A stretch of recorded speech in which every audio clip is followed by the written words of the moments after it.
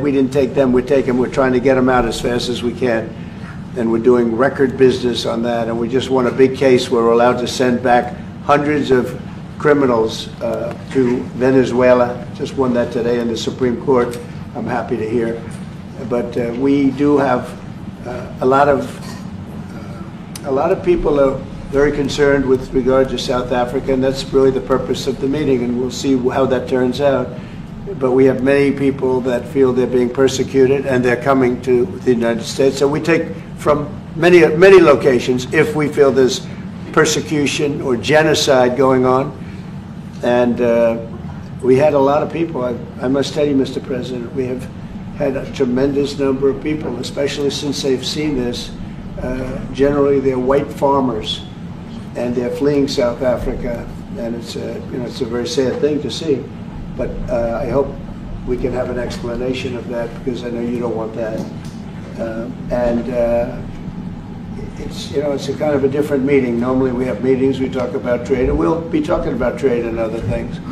But that certainly will be a subject that comes up. Yeah. Yes, please. Brian? Thank you very much. I'd like to get your thoughts on Leticia James, Director Polte. According to him, Leticia James says that the alleged mortgage fraud was simply a mistake.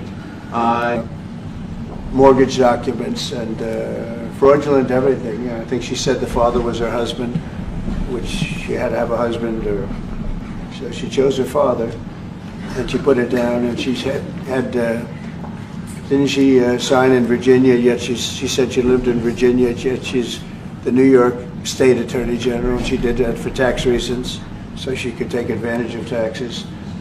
And she had the wrong number of units. She had a much different number, which wouldn't have allowed her to qualify and scam the government. So I don't know. I think she's very bad for New York, but I really don't know too much about it. But I appreciate the question. Yes, thank you very much. Yes. Mr. President, for you to be convinced that there's no genocide. Please. Thank you, Mr. President. So May 25th will be the celebration of Africa Day, which pretty much a lot of celebration will be taking place around the world, including here in the United States. What is your message to the entire African continent, African people, in this important occasion? Well, I want to see peace, and I want to see happiness. I want to see health, and you have incredible land. There's tremendous value. A lot of countries don't have that value in the land. The value you have. We have a situation. I think you probably heard about it. We've done through some very talented people, helped settle a war that's been raging for years. Rwanda and the Congo, and I think we've done it. Believe it or not, I think we've done it. And could you just say a few words about that, my friend? Yes. A couple of weeks ago, we signed. The two parties signed a declaration of principle, in which they agreed on the way forward, and they have both submitted draft peace agreements, and we have put together one that incorporates both of their suggestions, and we've given it to them. So we're in the process of finalizing Looking this. good, right? Looking very good. No, we have to thank you for even those efforts, because the African continent, particularly SADC, our Southern African Development Community, has for years been seeking to foster peace in the Democratic Republic of the Congo. So all efforts, including those from outside the continent and inside the continent, are really worthwhile. We are removing our troops from there so that peace can then prevail in that whole area.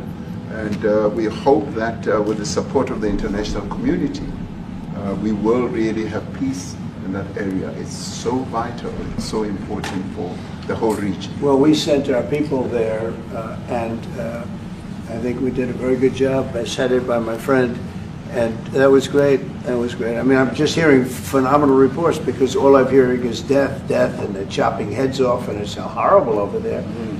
And it was really brave of you to go there, and I really appreciate it. And it looks like we have something very, very substantial. We also talked about trade with them in terms of rare earth and all, but really more for it's like, if you take a look at what we just did with Pakistan and India, we settled that whole thing, and I think I settled it through trade. We're doing a big deal with India. We're doing a big deal with Pakistan, and I said, "What are you guys doing?" You know, somebody had to be the last one to shoot, but the shooting was getting worse and worse, bigger and bigger, deeper and deeper into the countries, and we spoke to them, and I think you know, I hate to say we got it settled, and then 2 days later, something happens, and they say it's Trump's fault, but Pakistan has got some excellent people and some really good, a great leader.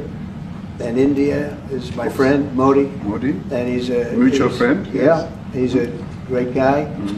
And I called them both, and we just did something good. We're trying to settle Russia, Ukraine.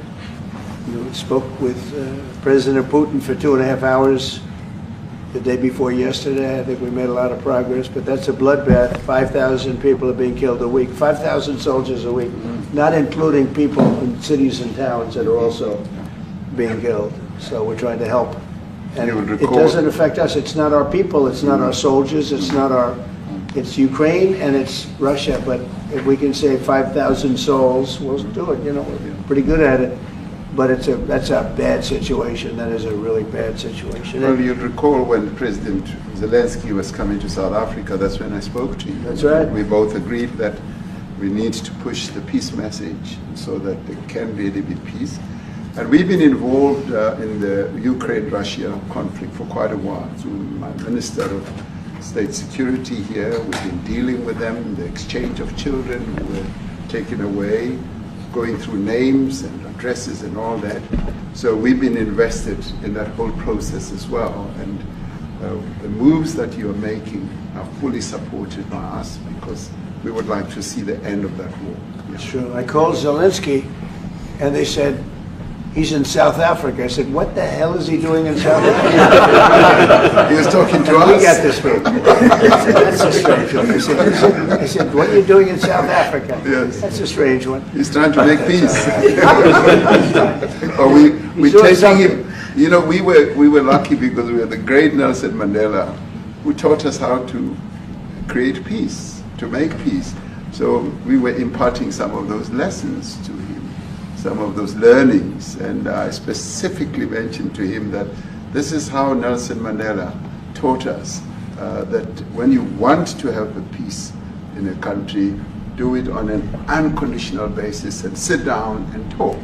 And that's precisely what I'm sure he's going to heed. Well, I wanted to see what happens with that when it's there's a lot of hatred, there's a lot of death. It's a bloodbath. It is. I get the, unfortunately. I get the satellite pictures of that field, of that killing field. You never saw anything like it in your life. It's horrible. It's a horrible thing that goes on, but I think we've made big progress. Yeah, please, go ahead. Thank you, Mr. President. No, not you. Right here. He's from South Africa. Go ahead, please. What are you expecting on the ICJ case? Are you expecting South Africa to drop that? Is that what you're trying to do? On which case? The ICJ The International case is Criminal Justice. International Criminal I don't expect anything, to be honest. I really don't. I don't know. It's they've got a case. There's a lot of anger there, tremendous anger. I don't expect anything. We'll see what happens. We'll have a ruling, and who knows what the ruling is going to mean. Yeah. On that subject of Gaza, Mr. President, are you going to be speaking to Prime Minister Netanyahu about Israel's renewed offensive? There's been a lot of concern from European countries. The Pope has expressed concern. Are you going to be asking Prime Minister Netanyahu to tone down the offensive in Gaza to let more aid in? Was that a question or a statement? It's a question. This guy's, you never change. Mr. President, this time, what will Please. it take for you to be convinced that there's no white genocide in South Africa? Well, I can answer that for the President. It's, for him, no, seriously. I'd rather have him answer. Yeah, I'm going to answer that. It will be, Our President will respond to you. Yeah, let me- Thank you, Mr. President. it will take President Trump listening to the voices of South Africans, some of whom are his good friends, like those who are here. When we have talks between us on the quiet table, it will take President Trump to listen to them. I'm not going to be repeating what I've been saying. I would say if there was Afrikaner farmer genocide, I can bet you these three gentlemen would not be here, including my Minister of Agriculture. He would not be with me. So it'll take him, President Trump, listening to their stories, to their perspective. That is the answer to your question. But, Mr. President, I must say that we have, wait. We have thousands of stories talking about it. Sure. And we have documentaries, we have news stories. And is Natalie here, somebody here to turn that? I could show you a couple of things. And it has to be responded to. Yeah, sure. Let me see the articles, please, if you would. And turn the lights down. Turn the lights down and just put this on. It's right behind you, Johan. There's nothing this parliament can do. With or without you, people are going to occupy land. We require no permission from you, from the president, from no one. We don't care. We can do whatever you want to do. Who are you to tell us whether we can occupy land or not? We are going to occupy land. Yeah. South Africa occupy land. That's who we are. So can withdraw my membership from this useless parliament. Yes, honorable member. Must never be scared to kill. A revolution demands that at some point there must be killing, because the killing is part of a revolutionary act. Shoot to kill. Namaza. Kill the poor, the farmer. Kill the poor, the farmer. Pa, pa.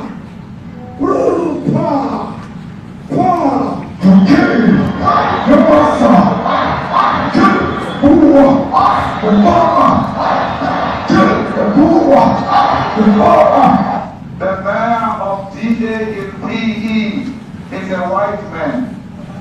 So these people, when you want to hit them hard, go after a white man. They feel a terrible pain because you have touched a white man. Not because Mashaba and Suri will not be touched. They will be touched, no one. But we are starting with this whiteness. We are cutting the throat of whiteness. Shoot to kill. Yamaza. Kill the brewer, the farmer. Kill the brewer, the farmer.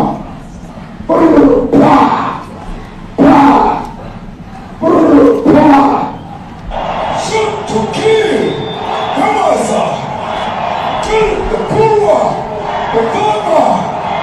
Kill the brewer, the farmer.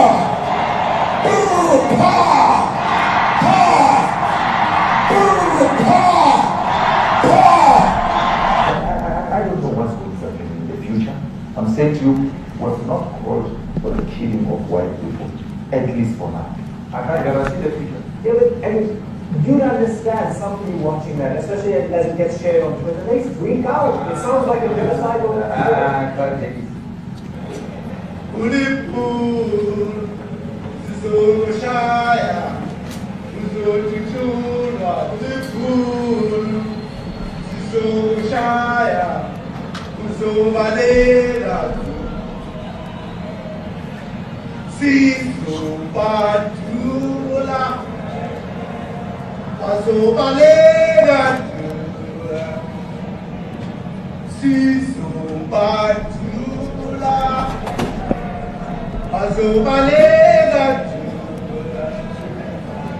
Who will expropriate land without compensation, whether they like it or not. If they object, they can seek refugee in America. Now this is very bad. These are burial sites right here.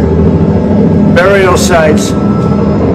Over 1,000 of white farmers, and those cars are lined up to pay love on a Sunday morning. Each one of those white things you see is a cross, and there's approximately 1,000 of them. They're all white farmers, the family of white farmers. and those cars aren't driving, they're stopped there to pay respects to their family member who was killed. And it's a terrible sight. I've never seen anything like it. Both sides of the road you have crosses.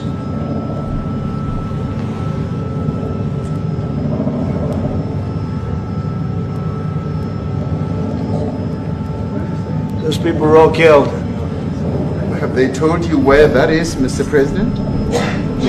No, I'd like to know where that is, because this I've never seen. But, okay. I mean, it's in South Africa, that's where. We need to find out.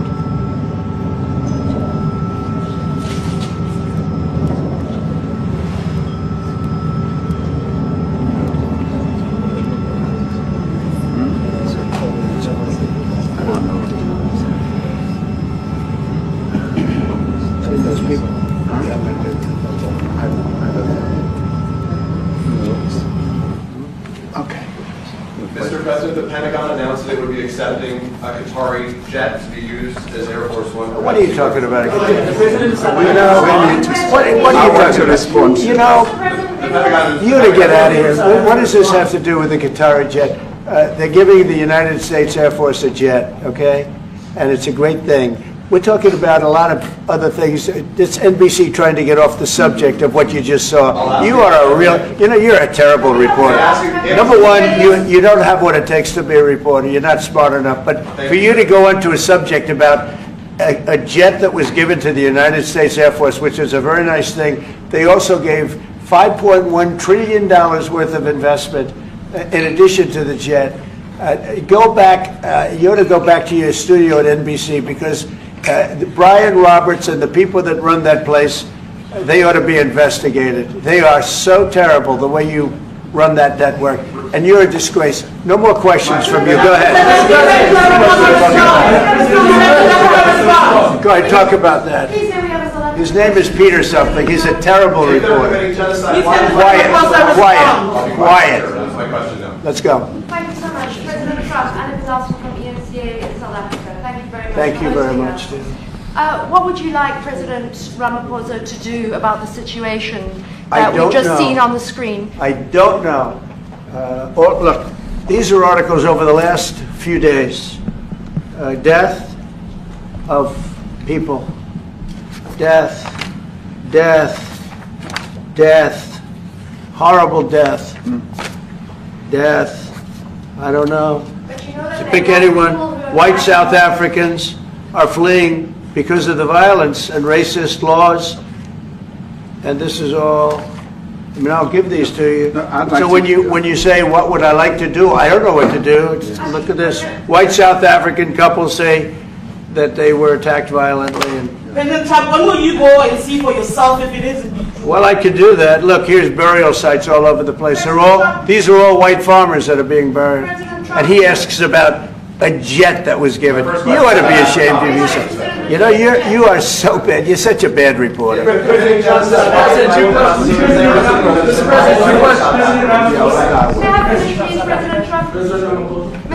This is one after another. This family was wiped out. I'm just looking. Can we get a report from President Ramaphosa, What's your please? reaction to those videos, Mr. President? Yes, I want you. Well, I think the videos are so. No. When you look at the videos, I mean, how does it get worse?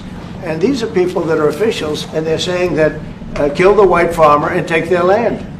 That's what it was. And I have other friends in South Africa. I have people that left. One in particular that says you can't go there. He said they want to take your land, they take your land, and they kill you. It's okay, and they say it's okay to do. Now, we're going to talk about it, but this is a tremendous, look, this is a story recent.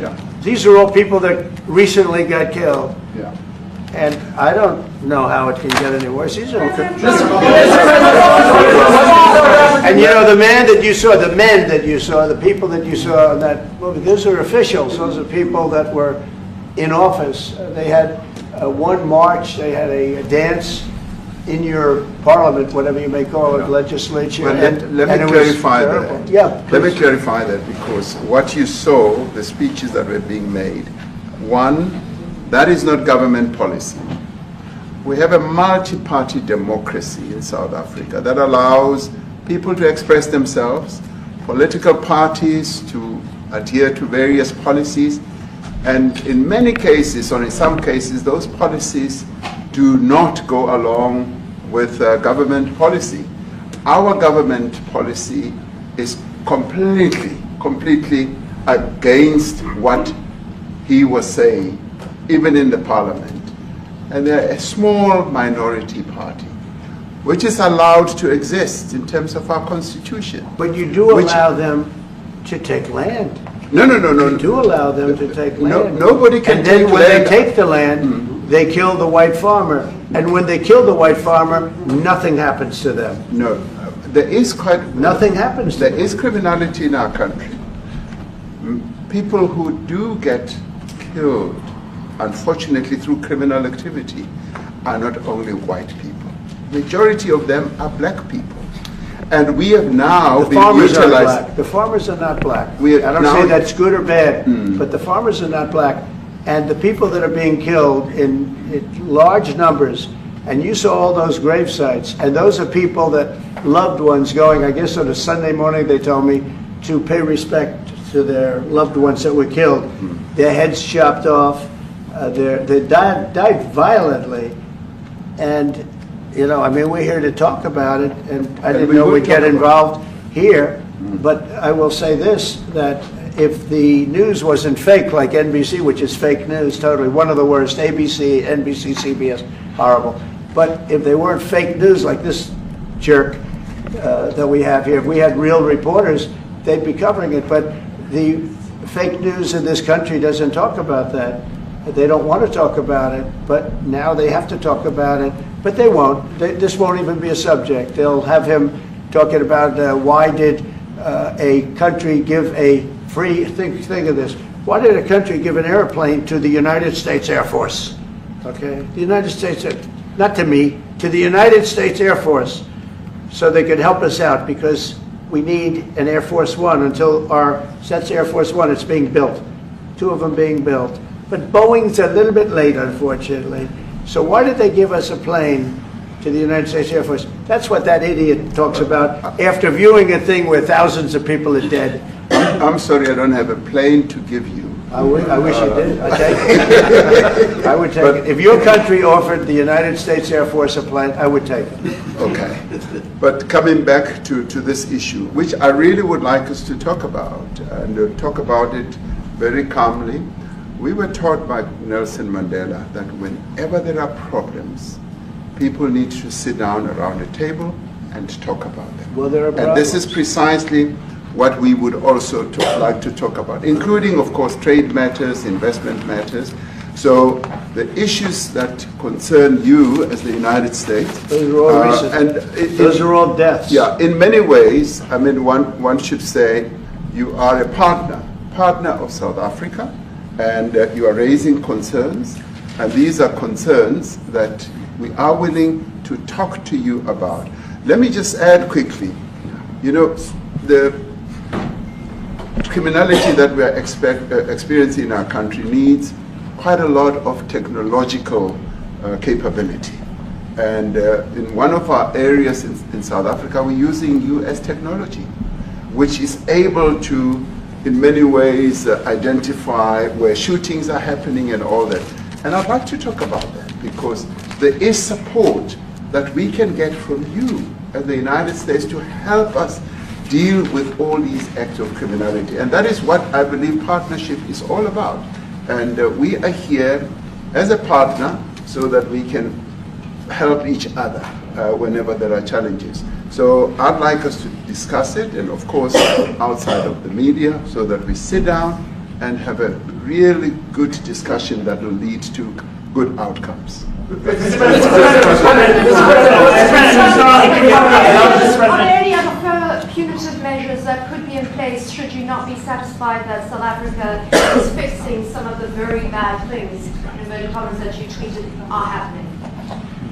Well, there are a lot of bad things happening in many countries, but this in particular has been very, very bad, and because of we're going to have the whole world watching in another short period of time, because you have the G20, and that's a big deal. And it seems like, I mean, I want you to look good. I don't want you to look bad. Very good. But we have hundreds of people, thousands of people trying to come into our country because they feel they're going to be killed and their land is going to be confiscated.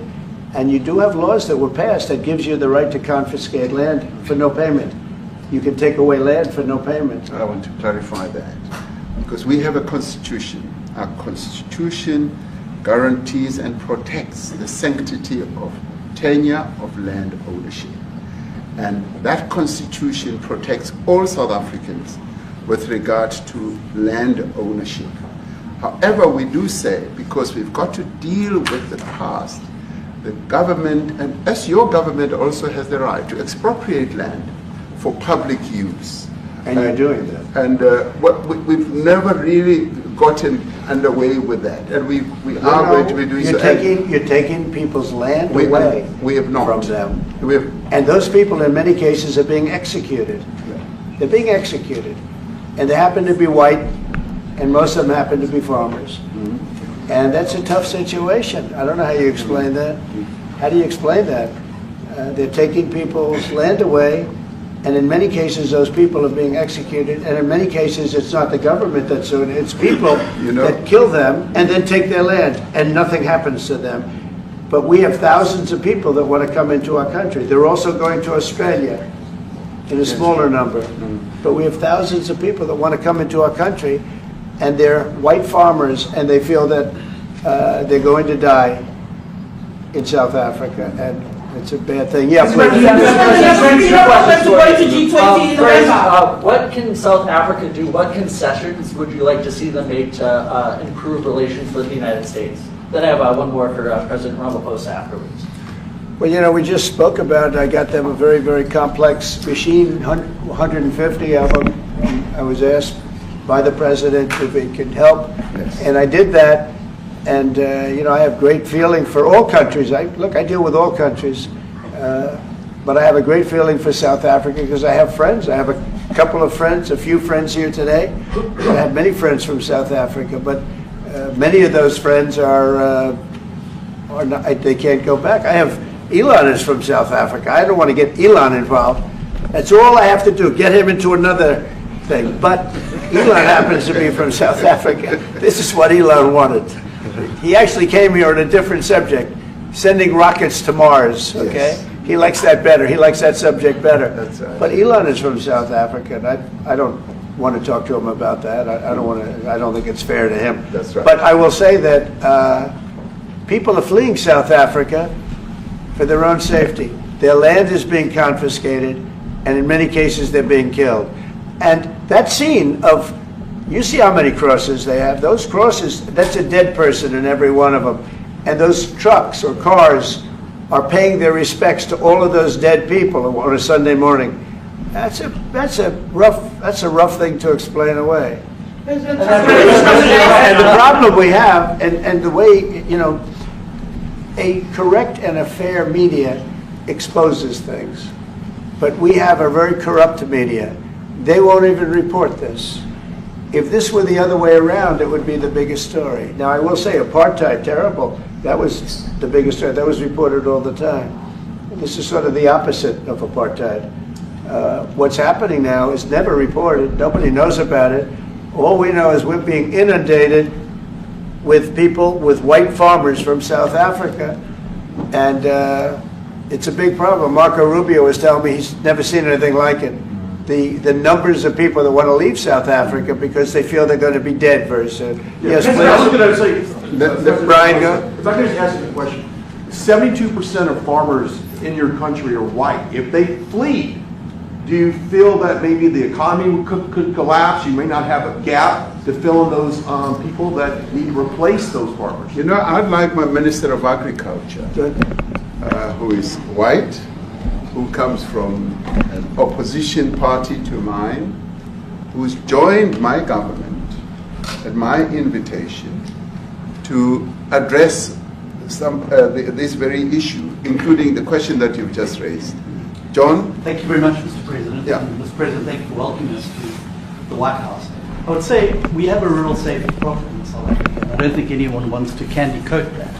And it requires a lot of effort to get on top of it. It's going to require more policing resources. It's going to require a different strategy to be able to deal with it.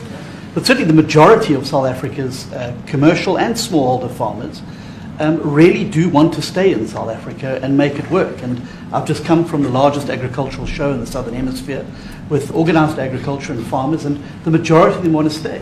But they too there have a memorial to those who've died as a result of farm attacks. And as the Minister of Agriculture, it is something that I'm particularly exercised with my colleagues at police and my colleagues in the justice cluster to start making farm attacks and stock theft a priority crime. And it affects all farmers in South Africa, particularly stock theft. It has a disproportionate effect on smallholder black farmers. I also want to just say this, that the two individuals that are in that video that you've seen are both leaders of opposition minority parties in South Africa. Umkhonto we Sizwe under Mr. Zuma and the Economic Freedom Fighters under Mr. Malema. Now the reason that my party, the Democratic Alliance, which has been an opposition party for over 30 years, chose to join hands with Mr. Ramaphosa's party was precisely to keep those people out of power. We cannot have those people sitting in the union buildings making decisions. And that is why after 30 years of us exchanging barbs across the floor in Parliament and trying to get one over on each other, we've decided to join hands precisely to keep that lot out of government. Because the day they get in to the doors of the union buildings in South Africa or control of our Parliament, that's what you're going to see. And that is why this government, working together, needs the support of our allies around the world so that we can strengthen our hand, grow our economy, and shut the door forever on that rabble getting through the doors of the union bodies, because then South Africa's future would be... So you denounced that type of language in the video that you saw? Oh yes, we've always done so. As government, as my own party, we are completely opposed to that. We, in 1955, adopted a document which said South Africa belongs to all who live in it. But why wouldn't you arrest that man? That man said, kill the white farmers, kill the white farmers. And then he danced, and he's dancing, and it's kill the white farmers. I'm not sure, but I think if somebody got up in Parliament and started saying kill a certain group of people, he would be arrested very quickly. That man is going all over South Africa, and that's not a small party. That was a stadium that holds 100,000 people, and I hardly saw an empty seat. That's a lot of people. That's a lot of representation. And those crosses, we have dead white people, dead white farmers, mostly. And you take a look at Australia, they're being inundated, and we're being inundated with people that want to get out. And their farm is valueless, it's valueless, and they just want to get out with their life. And this is a very serious situation. And if we had a real news or real press or media, we don't have that, because they won't talk about this, because they're all guys like that idiot. But if we had a real press, it would be exposed. And you know, the beauty of exposing it is it's like a cleansing action. When it gets exposed, it'll get fixed. That's when it'll get fixed. But people don't talk about it. And I'll tell you who's talking about the thousands of people that are fleeing South Africa right now. Will you discuss USAID and the devastating impact the cuts are having across the African continent? You know, it's devastating, and hopefully a lot of people are going to start spending a lot of money. And I've talked to other nations. We want them to chip in and spend money too. And we've spent a lot, and it's a tremendous problem going on in many countries. A lot of problems going on. The United States always gets the request for money. Nobody else helps, as you know. Europe doesn't help. Europe hasn't given anything. All they do is sue our companies. You know, they sue Apple, and they sue all of our companies. Apple had to pay $17 billion on a nonsense lawsuit. Very unfair. But we're going to always be there to help. The Afrikaner is Sherwood Rice for South African Broadcasting. If this Afrikaner resettlement issue is resolved, you're going to go into a room after this, you guys are going to talk. If it is resolved, what is the potential for the future-looking relationship between the United Fantastic. States? It's got to be resolved. It should be resolved. I mean, it's a little bit bad when you see a stadium with 100,000 people in it, because that means it's more than just a little movement. It's a pretty big movement in South Africa. So it has to be resolved. It'll be the end of the country if But it's is not there resolved. potential for the relationship moving forward? I hope so. That's why I'm here. I mean, I'm not here for my health. I'm here to see what it is.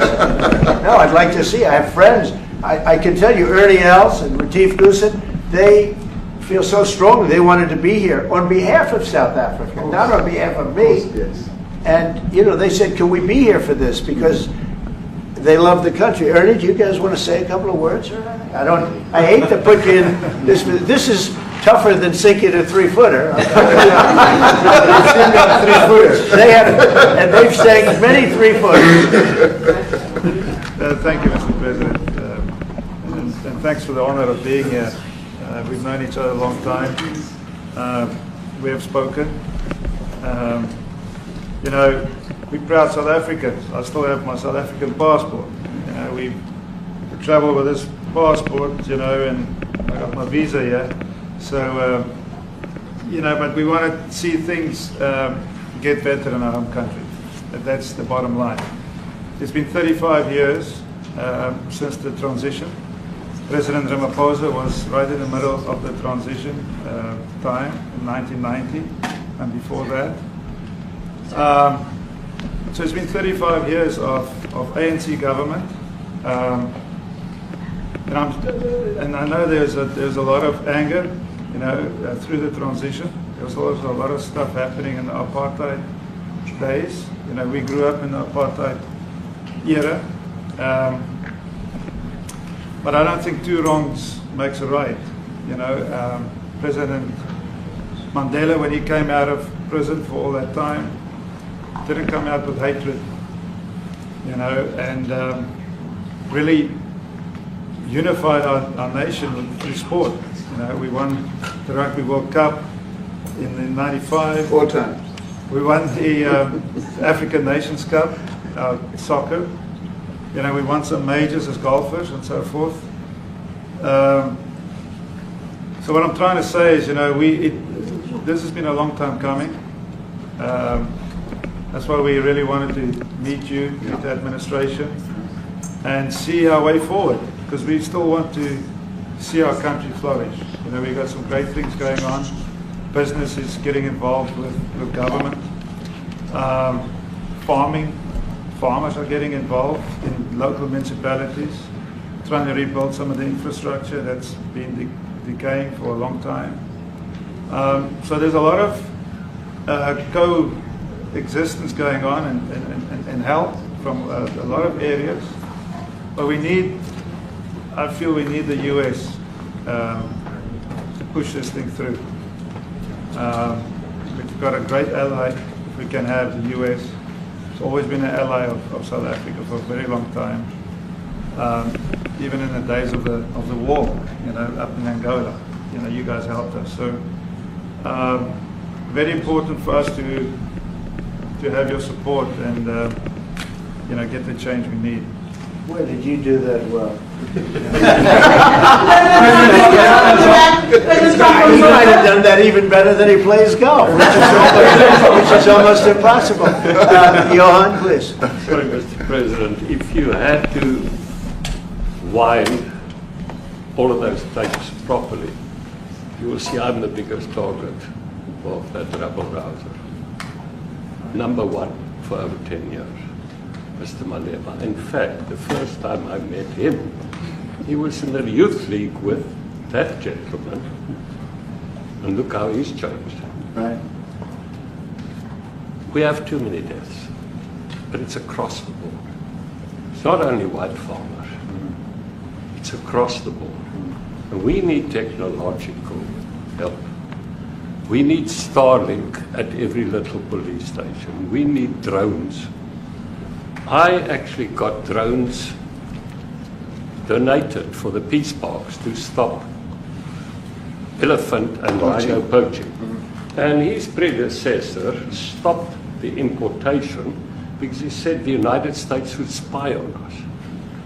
I mean, US SpaceX, the ridicule. So if you can help us. Remember, sir, you and I lived in New York in the 70s. We never thought New York could be what it became. 2 commissioners, a tough mayor. We need your help to stop this awful killing. But it's across the board. Ernie is right now building a house in George. I'm building 3 cottages for my grandchildren on a farm outside Grafrenet. I often go to bed without locking the door. And we have a serious problem with illegal aliens who stream across the border.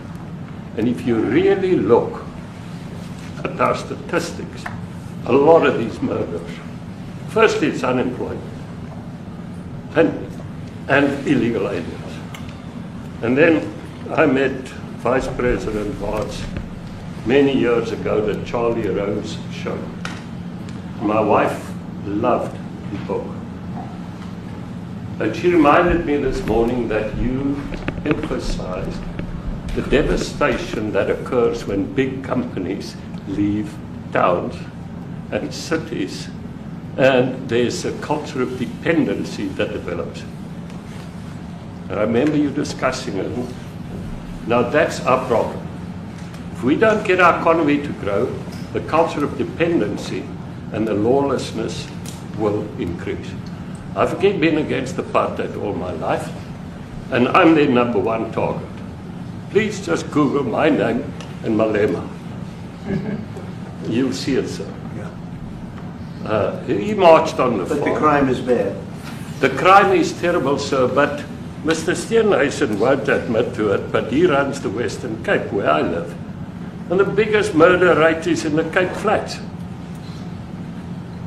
Gangs. We've got gang warfare. Like your M33, whatever these guys. We've got equivalents there. But we need your help, sir. And we need Elon technology. Well, one of the real areas of support is really in investments. We've got to grow our economy, because through growing the economy, we're then able to create more jobs. Because crime really thrives where there is inequality and unemployment.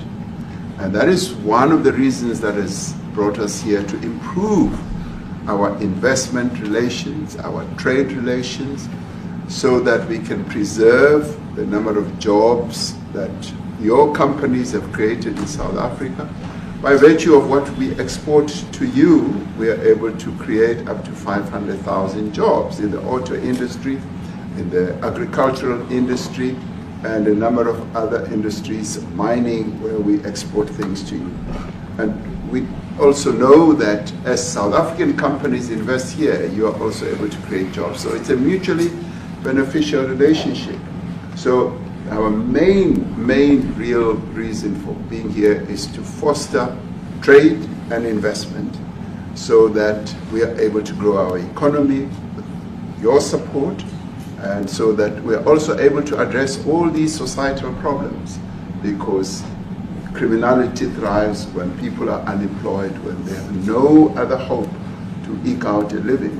So that is what we need to resolve, and your support, your partnership with us is what is really going to give us a strong capability to move forward. President, please, Retief, excuse me, do you have anything to say? I mean, I don't want to leave you out. You know, the guy won 3 or 4 majors. 3 or 4? No, only 2. That's a lot. By the way, 2's a lot. A lot of tournaments you won too. Do you have anything to say? Yeah, thank you, Mr. President. President Ramaphosa. I grew up in an area in South Africa that is a farmland area, Polokwane. And there is some issues up there. Obviously, my dad was a property developer as well as a part-time farmer. And yeah, some of these buddy farmers got killed. The farm is still going. My brothers run it. But it's a constant battle with farms they're trying to burn the farms down to chase you away. So it is a concern to try and make a living as a farmer. And at the end of the day, you know, without farmers, there's no food on the plate. So we need the farmers Your to brother produce loves the food. farming, right? He wouldn't do it. He wouldn't even want to do what you're doing, right? They love farming. They don't want to leave. But it's a struggle. Yeah, and you know, food and fresh water is the most important thing in life. You know, without those two things, you can't survive. How is the water there? The water is great. Obviously, all the water comes out of the borehole, out of ground for us down there. But yeah, it is a battle to get the water out sometimes when all the equipment gets stolen all the time that you're trying to get the So water does out. your family and your brother, do they feel safe on the farm? They live behind electric fences, you know, try and be at night safe. But it is constant whenever you leave that something could happen. And there's nowhere to live. You know, both of them has been attacked in their houses. My mom's been attacked in her house when she was 80. So it is difficult. But you know, the guys live a great life despite everything going on. Something. President Trump, I brought along the president of the largest trade union in our country, Ziggy Solosi, because she leads many, many workers, more than 1 million, 2 million workers, and maybe we should give her a chance to say something because she's come all the way to join us. Thank you very much, Mr. President Trump, for having us, and President, for extending the invitation to us as organized labor.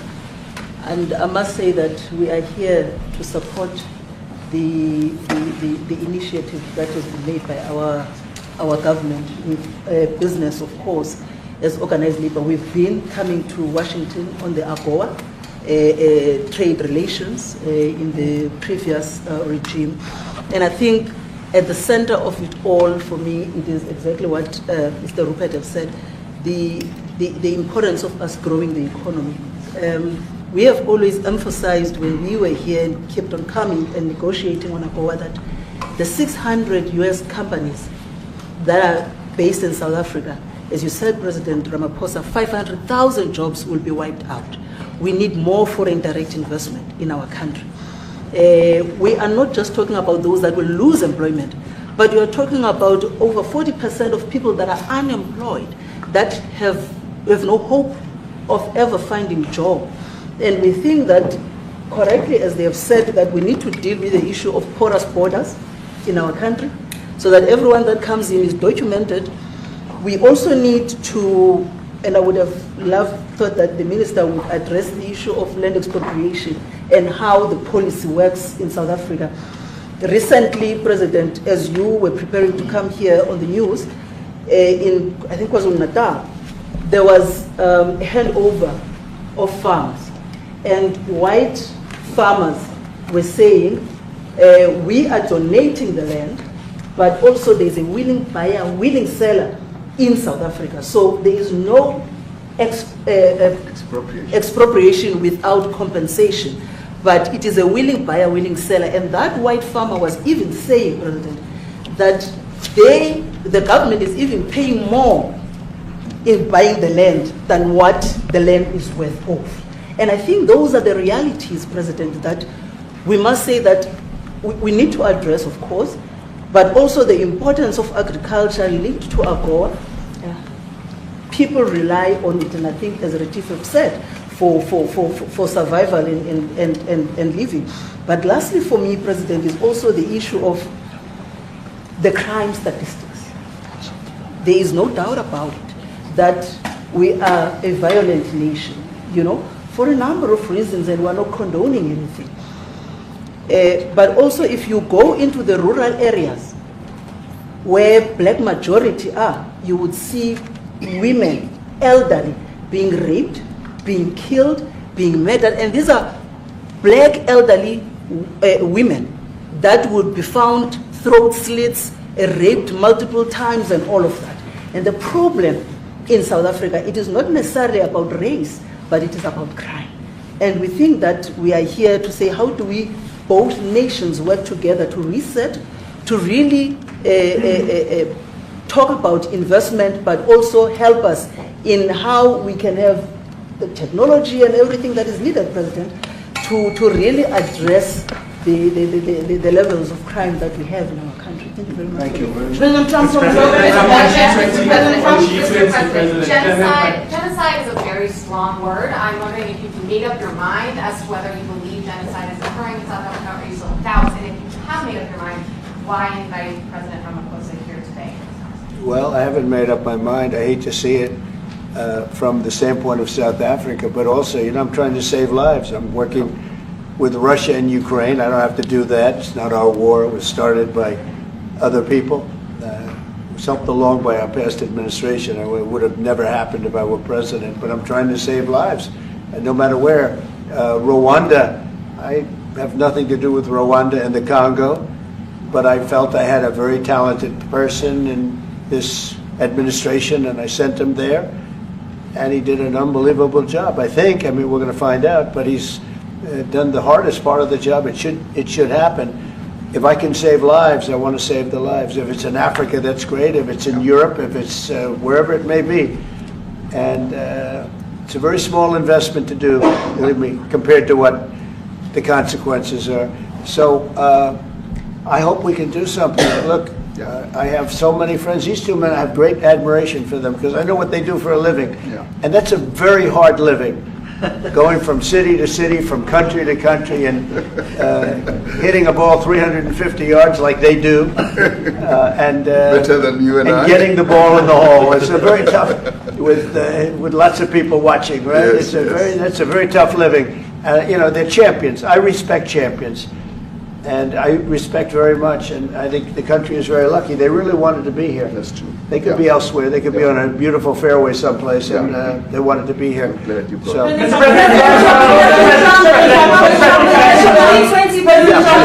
name is Yanda Mobile from Newsroom Africa in South Africa. Good. How important is it for the United States to be at our G20 summit in November, given the relationship between our two countries? You just heard what has been said to you just now. Are you coming, and are you preparing to come? So without the United States, the G20, just like the G7, used to be the G8, but brilliantly they threw Russia out. It would have been a lot better if Russia was in. A lot of people would say, oh, that's not it. Because if Russia was in, you probably wouldn't have this war. And if you had a different president, you wouldn't have the war either. But we have a G7. It's important that the United States is in both of them. I think without the United States, I really believe it's not very important. It's not the same meaning. As I said to President Trump, the U.S. really originated the G20. And it's important that the United States continues to play a key role in the G20. And we are privileged to be the president of the G20, but we are even overjoyed that we are going to hand over to the United States, who are the originators. And for that reason, I expect the United States to continue playing the leadership role in the G20 together with other countries. And I've said when I initially spoke to President Trump on the phone, I want him to come to South Africa for a state visit, and I also want him to come and participate in the G20. And I want to gladly hand over to President Trump to take the leadership of the G20 forward in November. Thank you very much. Thank you very much. Thank you. What is it going to take to convince you? They don't want to leave. How much do you need? Everybody, please keep moving. Thank you. Keep moving. Things, as you know, we have the G20 is going to South Africa. When is that going to be? In November. In November. And thereafter, I hand over to you. And yes, we have it next You time. originated the G20, so I'll hand over the baton to you, and then you lead the G20 We're in the world. We're going to have it the following year. Yeah.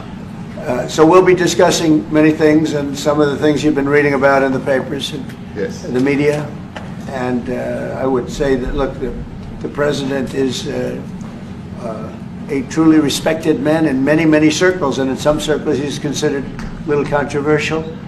But we're going to be discussing some of the things that are taking place in South Africa and see if we can help. And we want to help. And we've had a long relationship with South Africa. I have, because indirectly I have so many friends that live there. I have a lot of friends. I mean, these are famous guys, but I have a lot of friends that live there that are tremendous people. And we'll be discussing that. We'll have a nice conversation, and I really appreciate that you guys came along. It really helps us in our thought process. But it is a great honor to have you, and I appreciate you called. He called. I don't know where he got my number, but I picked up. He said, I want to come over and see you. And that was my honor, and thank you very much for being here. You're most welcome. Thank you very much. Well, thank you very much for welcoming us to this reformed White House. I've been here before, and it looks really fantastic. I must congratulate you. Thank you. But I also thank you for allowing our delegation. This is a very mixed delegation that you've got. We've got people from government, my ministers. I've got someone from the trade union movement who we really collaborate with, and from business as well, and our sporting legends. When I spoke to you, you said, yes, come along and bring Gary Player, bring any else, and Retief Hussein. I brought the two of them. Gary Player, I spoke to him, and he said, look, I'm getting rather on in my years, but wishes us luck in this discussion with you. So it's a real joy, and I'd also like to thank you for allowing your people to start discussions with us at the trade level. I mean, we are essentially here to reset the relationship between the United States and South Africa. We are long-standing partners in many, many ways. We've collaborated in many fields, in space issues, in energy, and in trade, and we therefore need to reset that, particularly in the light of some of the announcements that you made on trade and investment.